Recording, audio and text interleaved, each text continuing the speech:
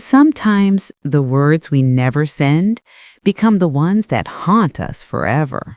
7 years ago, a message was left unsent. Tonight, someone finally opened it. What if love never truly ends? It just waits for someone brave enough to find it again. Rain fell softly that night. Inside a small cafe in London, a young woman named Lara sat alone, staring at the phone in her hand. It wasn't her phone.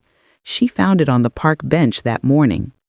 The lock screen showed one message notification. "Please don't go tonight. I need to tell you something." She hesitated. The message was unread, unsent, frozen in time. The date showed October 12th, 2018, exactly 7 years ago. Something about that message pulled her in, like a voice from the past. Lara was a writer, and stories fascinated her. But this felt personal. She wanted to return the phone, but curiosity whispered louder than reason. That evening, Lara charged the phone and turned it on. To her surprise, it still worked. Slow, but alive. Inside, she found hundreds of photos of a girl with kind eyes and a man with a shy smile. Every picture seemed to tell a love story that never reached its ending. One photo stopped her. The girl standing in front of the Thames River, wearing a red scarf. The caption said, "Our last day before everything changed."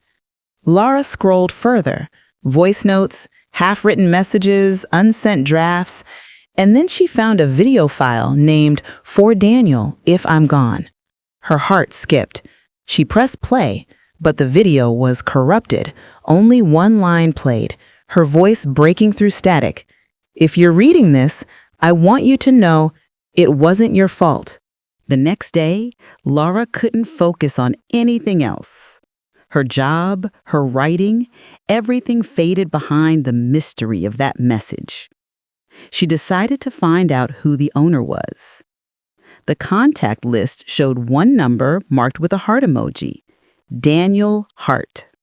No last name. She called. The phone rang once, twice, and then a man answered. His voice was older, tired, but gentle. "Hello?" Laura hesitated. "Hi, I think I found a phone. I believe it belonged to someone you knew." Silence. Then a deep sigh. "If it's hers, I don't want it back." Click. The line went dead.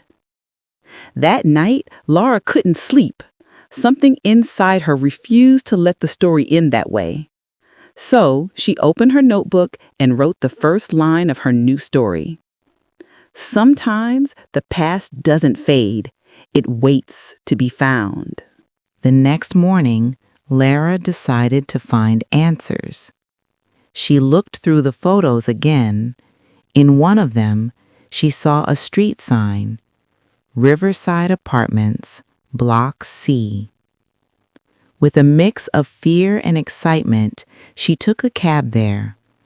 The building was old, bricks cracked, windows covered in dust. Still, there was a strange peace in the air, as if the place remembered everything that happened within its walls. She met the caretaker, an old man named Mr. Hughes. When she showed him a printed photo of the girl, he paused. "Ah, that's Emma. Lived here, must be 7, maybe 8 years ago." Lara's breath caught. "Do you know what happened to her?" He sighed, eyes soft. "She was a lovely girl, always smiled even when her eyes looked tired. She used to wait by the window every evening, watching the river. One day she just didn't come back. Lara felt chills. Did she live alone? The old man hesitated. Mostly, but sometimes a young man used to visit. Daniel, I think. Nice lad. Always brought her flowers. He smiled faintly, then added, They used to argue, too. I remember hearing shouting one night. And then silence. Lara thanked him and left, but her heart was heavy. She felt like she was carrying someone else's sorrow in her own chest. That night, Lara replayed the broken video again and again. She increased the volume, slowed the audio, and between the static, she caught another faint line. If you ever read this, please tell Daniel I forgive him. Forgive him? Lara leaned back, tears forming in her eyes. Who was Daniel to her? What did he do that needed forgiveness? The next morning, she called Daniel again. This time he answered after a long pause. Please stop calling me, he said softly. I've made peace with it. You can't just erase the past, Lara replied. She left something behind, a message. Silence. Then Daniel whispered, Her message came too late. I was supposed to meet her that night, but I didn't. He told her he was working late, and when he finally arrived, Emma was gone, her apartment empty, the lamp still burning. He searched for her for months, but all he found was that phone. Until one day, even that disappeared. Now, Lara had it. Maybe it was meant to find her. Lara returned to Emma's old apartment. Mr. Hughes let her in. The room smelled of dust and memories. She walked around slowly, touching the faded wallpaper, the cracked mirror, the corner where a photo frame still hung crooked. And then she noticed the floorboard near the window, slightly loose. She knelt, pried it open, and there it was, a small leather journal wrapped in a silk scarf. The first page read, To the one who finds this, I hope you see what love really means. As Lara turned the pages, she found poems, small notes, and finally, one entry dated October 12, 2018, the day of the last message. It said, Daniel doesn't know I'm sick. I didn't tell him because I wanted him to remember me smiling. But now, I don't have much time. If he ever forgives himself, tell him I was never angry. I just wanted him to live, even without me. Tears rolled down Lara's face. The phone wasn't just a device. It was a time capsule of love, regret, and silence. She closed the journal and whispered, Emma, I'll finish your story. A week passed. Lara couldn't stop thinking about Emma or Daniel. It wasn't just curiosity anymore. It was connection. She felt like Emma's unfinished story had tied itself to her own heart. She decided to visit Daniel. After a few calls and searching online, she found his small art studio, D. Hale, Frames and Memories. Inside, paintings filled the walls, most of them of the same woman, wearing a red scarf, standing by the river. When Daniel saw Lara, he froze. You're her. Lara frowned. No, I'm not, but maybe I was meant to find what she left. She handed him the phone and the journal.